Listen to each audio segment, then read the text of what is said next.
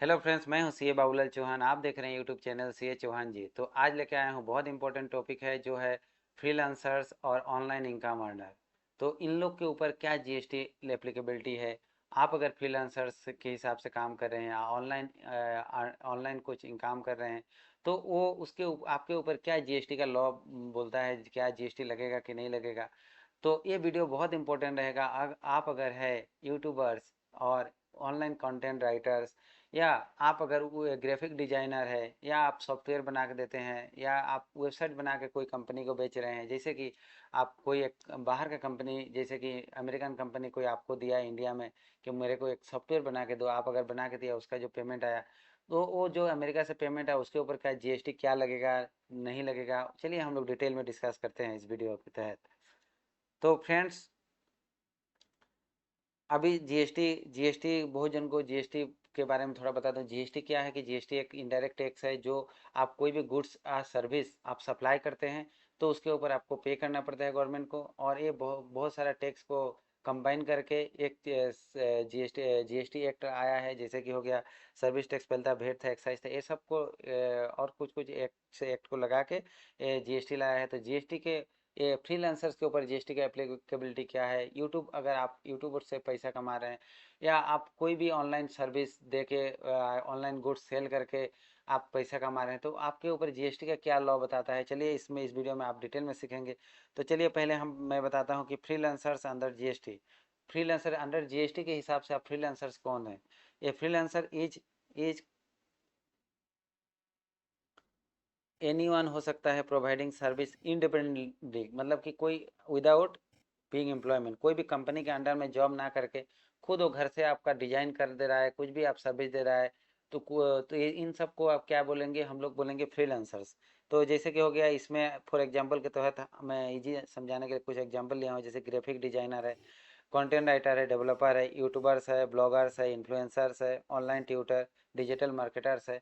तो इन लोग क्या है कि फ्रीलांसर्स के हिसाब से काम करते हैं। तो अभी इसके ऊपर जीएसटी का क्या लॉ बताता है, क्या जीएसटी लेना मैंडेटरी है। इन लोग के जीएसटी लेना मैंडेटरी है। तो जीएसटी का थ्रेशोल्ड लिमिट है, तो जीएसटी का थ्रेशोल्ड लिमिट है। मैं इसको आपको डिटेल में आपको डिटेल में एक चार्ट दिया हूँ नीचे, कि देखिए जीएसटी का लॉ कब लगता है, कि कितना लगता है, कब मतलब कौन सा स्टेट वाइज मतलब कि कैटेगराइज किया गया है। तो उसको शॉर्ट में मैं बता दूं कि जैसे कि इसमें तीन टेबल दिया है, तीन टेबल है। इस टेबल में तीन कैटेगरी का स्टेट है, स्पेशल कैटेगरी का स्टेट है और नॉर्मल स्टेट है। तो इसके बारे में मैं बताता हूँ कि जैसे कि स्टेट विथ, मतलब कि ये चार्ट ये है कि GST threshold limit as per 22 of CGST act 2017। मतलब कि आप कोई भी स्टेट में काम कर रहे हो, कोई भी स्टेट में के लिए अलग अलग लिमिट सेट किया गया है। तो जैसे अगर आप क्या कर रहे हो, अगर आप मणिपुर, मिजोरम, नागालैंड और त्रिपुरा में बिजनेस कर रहे हो, तो आपका थ्रेशोल्ड लिमिट क्या रहेगा, 10 लाख। आप कोई भी कुछ भी सप्लाई करो, गुड्स या सर्विस। फिर जाकर आपका हो गया कि आप कौन सा स्टेट में हो, अरुणाचल प्रदेश, मेघालय, सिक्किम, उत्तराखंड, पुडुचेरी और तेलंगाना। तब आप गुड्स सेल करो या सर्विस सेल करो, आपको क्या होगा, 20 लाख लिमिट है। थ्रेशोल्ड लिमिट 20 लाख होगा तो आपको जीएसटी रजिस्ट्रेशन लेना होगा। और अगर आपका स्टेट किस में डील कर रहे हो, कहाँ पे आपका बिजनेस है, आपका बिजनेस है समझ लीजिए नहीं, इस जम्मू कश्मीर, असम और हिमाचल प्रदेश एंड बाकी रिमेनिंग जो ऑल अदर स्टेट है, वो सब में अगर आप क्या कर रहे हो, बिजनेस कर रहे हो, तो आपका लिमिट हो जाएगा 20 लाख फॉर सर्विस के लिए। और 20 लाख सर्विस एंड गुड्स दोनों मिक्स सप्लाई कर रहे हो तो भी 20 लाख की लिमिट रहेगा। और अगर आप गुड्स ओनली गुड्स में डील कर रहे हो, तो आपका अगर 40 लाख का टर्नओवर इंक्रीज होता है, उसके बाद ही आपको जीएसटी लेने की ज़रूरत है, उसके पहले जीएसटी लेने का ज़रूरत नहीं है। इंटर स्टेट सप्लाई, अगर आप इंट्रा स्टेट सप्लाई के लिए, तो कभी कभी कुछ कुछ सेक्शन 24 जो है वो बताता है कि आपको मतलब कंपलसरी जीएसटी रजिस्ट्रेशन लेना पड़ता है। तो वो केस में मैं दूसरा वीडियो में लाऊंगा। लेकिन जैसे कि आप इंटर स्टेट सप्लाई कर रहे हैं, तो भी आपको 20 लाख का लिमिट देखा नहीं जाएगा, चलो 40 लाख का लिमिट है, 10 लाख का लिमिट देखा नहीं जाएगा। कुछ भी आप सेल करेंगे इंटर स्टेट, आपको कंपलसरी जीएसटी का रजिस्ट्रेशन लेना पड़ेगा। तो चलिए अभी हम लोग देख लिया जीएसटी का रजिस्ट्रेशन का प्रोविजन क्या बताता है।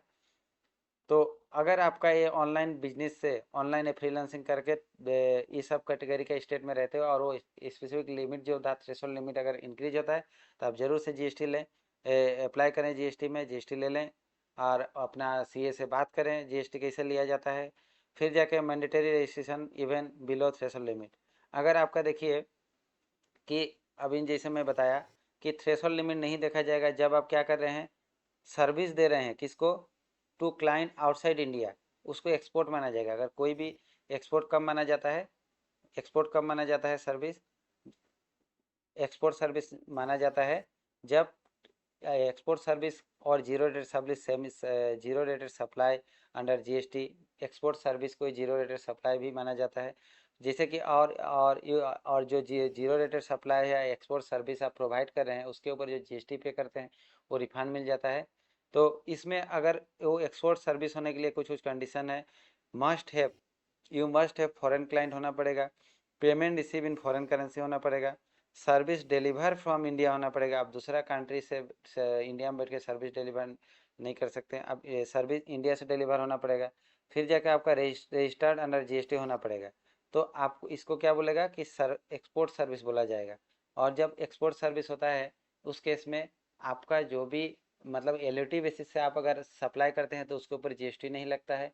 बट आप अगर कुछ सामान खरीद रहे हैं जो आप उस मतलब जैसे कि आप यूट्यूब पर है, आप यूट्यूब से आप पेमेंट आ रहा है, आपको यूट्यूब ने आपको पेमेंट दे रहा है, जैसे गूगल एडसेंट है वो आपको पेमेंट कर रहा है। तो ये हम लोग क्या है कि वो सर्विस हम लोग गूगल एडसेंट को दे रहा है जो बाहर है, और हम लोग इंडिया से दे रहा है। तो ये क्या हो जाएगा, और वो पेमेंट भी फॉरेन करेंसी में करता है। तो ये जो क्या हो जाएगा, एक्सपोर्ट सर्विस हो जाएगा। तो इसके ऊपर आपका जीएसटी नहीं लगेगा, ये जीरो रेट सप्लाई माना जाएगा। और इसके लिए आप जो भी इनपुट लिया है, जैसे कि आप कैमरा खरीदा या सॉफ्टवेयर यूज किया, तो इस पर आपका जो भी जीएसटी पे किए हैं उसको भी रिफंड मिल जाता है। तो रिफंड कैसे मिलता है वो मैं दूसरा वीडियो में लेके आऊँगा, आप जरूर से देखते रहिएगा। मैं उसका लिंक शेयर कर दूंगा। तो फ्रेंड्स, अभी जैसे कि मैंने बताया कि कंपलसरी जीएसटी लेना पड़ेगा अगर आप इंडिया के बाहर कुछ गुड्स सेल कर रहे हैं या एक स्टेट से दूसरा स्टेट में सेल कर रहे हैं। फिर जाकर अगर आप ऑनलाइन प्लेटफॉर्म में सेल कर रहे हैं जैसे फेवर, आप वर्क, अमेजन, ये सब में अगर आप गुड्स सेल कर रहे हैं ये, तो इस सब में क्या होता है कि आपको जीएसटी लेना कंपलसरी है। और नेक्स्ट हो गया आपका कि आपको ये सब जो आप फ्रीलांसिंग के लिए आप जो भी सर्विस दे रहे हैं तो उस पर आपका जीएसटी किस टाइप का जीएसटी लगता है। जीएसटी दो जीएसटी लगेगा अगर एक आउटसाइड इंडिया या अक्रॉस द स्टेट, मतलब एक स्टेट से दूसरा स्टेट में या इंडिया के बाहर आप सर्विस दे रहे हैं तब आईजीएसटी लगेगा। और with in the same state अगर सर्विस दे रहे हैं तो आपको क्या लगेगा, सीजीएसटी और एजीएसटी लगेगा। तो एक्सपोर्ट सर्विस मैंने बता दिया कि क्या फिर जाके इनपुट टैक्स क्रेडिट, इस पे क्या है कि आप कुछ भी गुड्स यूज करते हैं, जैसे कि आप कुछ भी जैसे कि सॉफ्टवेयर टूल्स, इंटरनेट, लैपटॉप, ये सब जो यूज कर रहे हैं उसके ऊपर जो भी इनपुट आपको टैक्स पे करके आए उसको इनपुट आपको मिल जाएगा। और इसमें आप फ्रीलांसर्स के हिसाब से काम कर रहे हैं तो आपको क्या होगा, इन्वॉइस रेज करना पड़ेगा। इन्वॉइस में क्या क्या होना चाहिए, जीएसटी नंबर होना चाहिए आपका, एचएसएन और एचएससी कोड होना चाहिए, टैक्स अमाउंट होना चाहिए, सीजीएसटी, जीएसटी और आईजीएसटी, सप्लायर का एड्रेस होना चाहिए एंड रेसिपिएंट का दोनों का एड्रेस होना चाहिए, और डिस्क्रिप्शन ऑफ द सर्विस क्या है वो मतलब कि वहाँ डिकोड करना चाहिए। तो जो फ्रीलांस सर्विस के हिसाब से एचएससी कोड आपका 9983 यूज होता है, जैसे other professional, technical and professional business service के ये एचएससी कोड यूज होता है। आप इन्वॉइस में एचएससी कोड डाल सकते हैं। और आपको और डिजिट चाहिए तो आप डिटेल में देख लीजिएगा। और मतलब 6 डिजिट 8 डिजिट का ज़रूरत होता है, कभी कभी एक स्पेसिफिक लिमिट क्रॉस होता है। तो अभी आप देखिए कि जीएसटी, अगर आप जीएसटी सपोज आप जीएसटी फ्रीलांसर के हिसाब से आप जीएसटी ले लिया क्योंकि आपका स्पेसिफिक जो थ्रेशोल्ड लिमिट था वो पार हो गया था 10 लाख, 20 लाख या 40 लाख, जो आपके केस में एप्लीकेबल है। तो उस केस में आपको जीएसटी रजिस्ट्रेशन लेने के बाद आपका मंथली रिटर्न लगता है, GSTR 1 एंड GSTR 3 भी, और ईयरली एक रिटर्न लगता है, एनुअल रिटर्न जो बोलता है वो तो स्पेसिफिक केस में लगता है, जैसे कि 2 करोड़ के ऊपर टर्नओवर आपका इंक्रीज हो गया था। अगर आप ये कंप्लाई नहीं करते हैं, जीएसटी का रिटर्न टाइम पे फाइल नहीं करते हैं तो उसमें पेनल्टी भी है। अगर आपका सेल हो रहा है तब आप जीएसटी का रिटर्न फाइल नहीं करें तो आपका पर डे लेट फाइन लगेगा 50 रुपीज़। और आपका सेल नहीं हो रहा है, कुछ भी आपका पेमेंट नहीं आ रहा है तब, या आप इन्वॉइस इशू नहीं कर रहे हैं, कुछ भी सेल नहीं है, तब आपका पर डे 20 रुपीज़ करके लगेगा नील रिटर्न के लिए।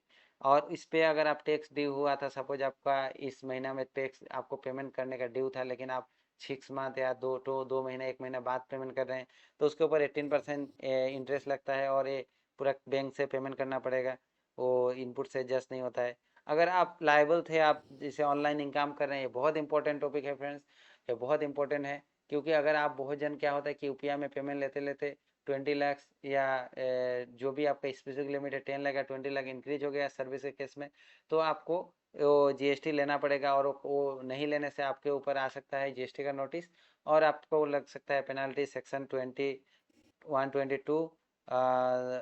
इसमें सबसे और इसमें क्या पेनल्टी है, जैसे कि 10,000 और tax evaded whichever is higher, मतलब कि आप अगर जीएसटी अगर लेते तो जितना गवर्नमेंट को टैक्स पेमेंट करना पड़ता वो तो आप नहीं दिए, तो उसके वो जो जितना टैक्स था वो और 10,000 व्हिच एवर इज हायर, जो ज़्यादा रहेगा उतना पेनल्टी लगेगा। तो पेनल्टी आपको टैक्स देना पड़ेगा, इंटरेस्ट देना पड़ेगा, पेनल्टी अलग से लग जाएगा। तो ये ध्यान रखिएगा। इसीलिए अगर आपका ये क्रॉस हुआ है, तो आपका मतलब थ्रेशोल्ड लिमिट पार हो गया, तो आपको जरूर से कोई सीए से डिस्कस करें और उसको जीएसटी रजिस्ट्रेशन का ले लें। जीएसटी लेके मतलब कि आप करते रहें काम बिंदास, कोई चिंता का बात नहीं है। तो मेरे तरफ से टिप्स क्या रहेगा फ्रीलांसर्स के लिए कि keeps records all invoices and receipts. आप पूरा इन्वॉइसेस और रिसिप्ट को अच्छे से फाइल बना के रखिए। फिर जब if just starting your income is low consider staying register. अगर आप जस्ट स्टार्ट किए हैं, आपका थ्रेशोल्ड लिमिट कम है, तो रजिस्ट्रेशन लेने की ज़रूरत नहीं है। अगर रजिस्ट्रेशन मतलब आपका थ्रेशोल्ड लिमिट पार नहीं हुआ था, अगर आप जो रजिस्ट्रेशन ले लिए, तो भी आप मंथली कंप्लाई करना ही पड़ेगा, और जीएसटी जो भी पेमेंट आता है उसके ऊपर जीएसटी देना ही पड़ेगा। तो यूज अकाउंटिंग टूल्स, लाइक बहुत सारे अकाउंटिंग टूल्स जैसे सॉफ्टवेयर हो गया, टेली हो गया, जो हो गया, क्विक बुक, पेपर, ये सब सॉफ्टवेयर आप यूज कर सकते हैं प्रॉपर अकाउंटिंग के लिए। कंसल्ट करिए अपना सीए से। आप अगर इंटरनेशनल क्लाइंट से डील कर रहे हैं, आपको डाउट लगता है कि आप जो भी काम कर रहे हैं, इंडियन क्लाइंट हो या आपका स्टेट में आपका सिटी में क्लाइंट के साथ डील कर रहे हैं, आपका कुछ डाउट है, तो आप अपना सीए से डिस्कस कर सकते हैं। तो फ्रेंड्स, यही था, मैंने जो थ्रेशोल्ड लिमिट बताया था वो आप ये देख सकते हैं अच्छा से, और ये बहुत इंपॉर्टेंट है, आप ध्यान रखिए और बिजनेस करिए। कोई भी क्वेरी है, डाउट है, तो ज़रूर आप मैसेज के कमेंट्स करिए, हम लोग सॉल्व करने की कोशिश करेगा। और बिंदास बिजनेस करिए, कोई दिक्कत वाला बात नहीं है। Thank you.